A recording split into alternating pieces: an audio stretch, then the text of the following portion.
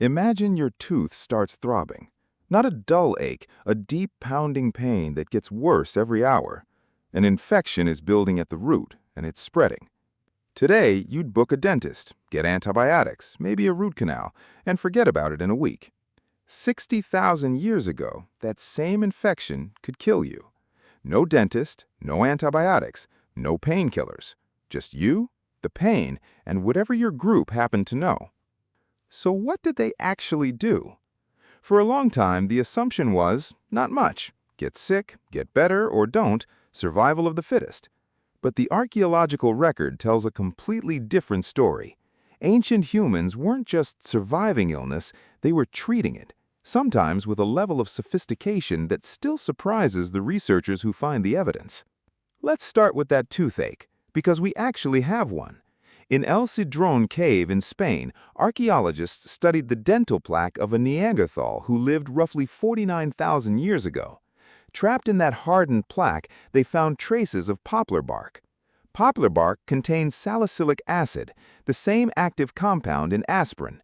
In the same sample, they found DNA from a mold in the Penicillium family, the natural source of penicillin. This Neanderthal had a dental abscess, and the chemical signature in his teeth suggests he was self-medicating with a natural painkiller and a natural antibiotic, tens of thousands of years before anyone understood what either of those words meant. Now, here's where it gets even stranger. This wasn't a one-off discovery. At Shanidar Cave in Iraq, researchers examined the remains of a Neanderthal known as Shanidar I. This man had a withered, likely amputated arm, was blind in one eye from a skull injury, and showed advanced arthritis throughout his body. By any reasonable measure, he should not have survived long in a hunting society. But his bones show healing over years, sometimes decades. Someone fed him. Someone protected him. Someone kept him alive long after he could contribute to the hunt. That's not accidental. That's care. And it goes further than herbs and companionship. Some ancient humans performed actual surgery. Trepanation, the practice of cutting or drilling a hole into the skull, shows up in the archaeological record as far back as the Mesolithic period, roughly 8,500 years ago in parts of Europe. And here's the part that should stop you. Many of those skulls show clear bone regrowth around the hole. That means the patient didn't just survive the operation, they lived for years afterward. Someone, without anesthesia, without sterilization, without any understanding of infection, cut into a living person's skull, and it worked often enough that the practice kept happening across different cultures for thousands of years. We even have a patient's actual travel medicine kit. When researchers examined Ötzi the Iceman, the 5,300-year-old body preserved in the Alps, they found something odd tucked into his gear: pieces of birch polypore fungus.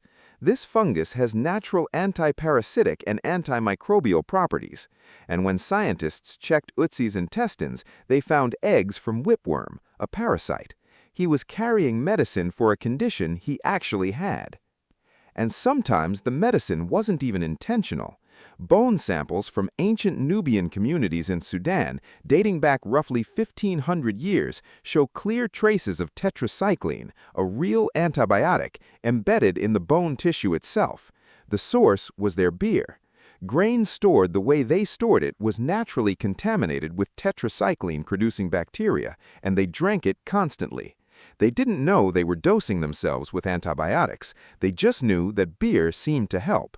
So, here's the picture that emerges. Long before anyone understood bacteria, viruses, or infection, ancient humans were already doing three things modern medicine still relies on: using plants for their chemical properties, physically intervening in the body when something went wrong, and caring for the sick long enough for the body to heal itself. They didn't know why poplar bark helped.